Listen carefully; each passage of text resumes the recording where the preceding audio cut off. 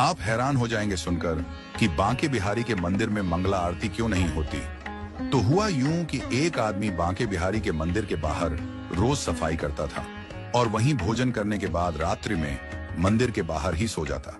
एक दिन पुजारी जी ने सोचा कि यह आदमी इतनी मेहनत करता है तो चलो इसे कोई काम देते हैं। अब आदमी से पूछा गया कि गैया चरा सकते हो। तो उस आदमी ने पूछा कि गैया किसकी है, क्योंकि मैं ठाकुर के अलावा किसी का काम नहीं करता। तो पुजारी जी ने कहा कि गैया भी ठाकुर जी की ही है। तो उसने कहा मैं कर दूंगा। तो पुजारी जी ने कहा कि तुम कल से गैया लेकर जाना और तुम्हें भोजन भी वहां जंगल में ही मिल जाएगा। अगले दिन वो गैया लेकर गया और गैया चराने लगा। रोजाना उसके पास दोपहर में खाने के समय पर भोजन पहुंच जाता था। अब एक दिन क्या हुआ कि भोजन के समय पर भोजन नहीं आया। तो भूख की वजह से वह आदमी चिंता में आ गया। सोचने लगा कि जाकर पुजारी जी से शिकायत करूंगा और बहुत गुस्सा होने लगा। तभी एकदम से पीछे से आवाज आई कि गवाले आजा, अपना भोजन कर ले। और उसने पीछे देखा तो वहां दिखा तो कोई भी नहीं, लेकिन एक पेड़ के पास लाल मखमली कपड़े में कुछ बंधा हुआ रखा। वह गवाला वहां गया और जाकर देखा कि वहां तो भोजन रखा हुआ है। उसने उस कपड़े को खोला तो देखा कि 56 भोग तरह तरह का भोजन उस मखमली कपड़े में रखा हुआ था।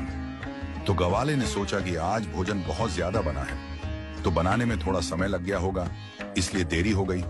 लेकिन फिर भी उसने कहा कि आज कोई आदमी दिखाई नहीं दे रहा है जो भोजन लेकर आया।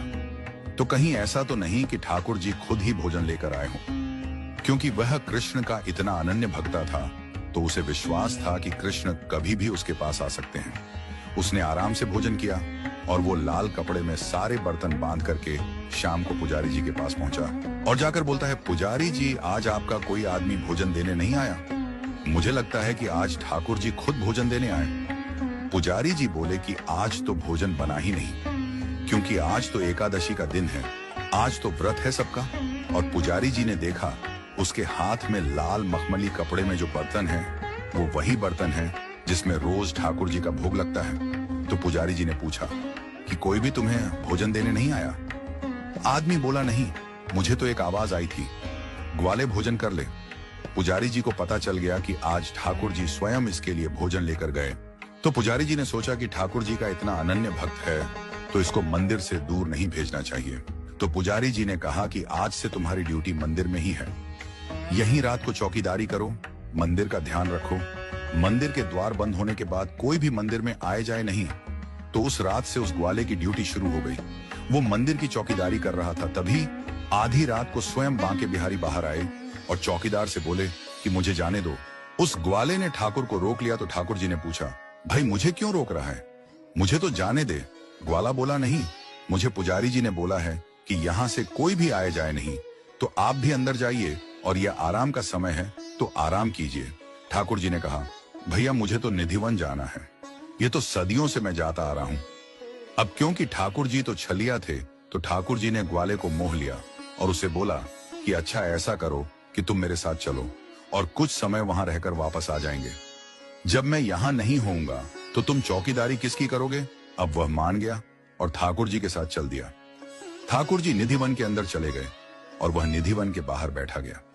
सुबह होने से कुछ समय पहले ठाकुर जी निधिवन के बाहर आए और ठाकुर जी ग्वाले के साथ वापस मंदिर आ गए।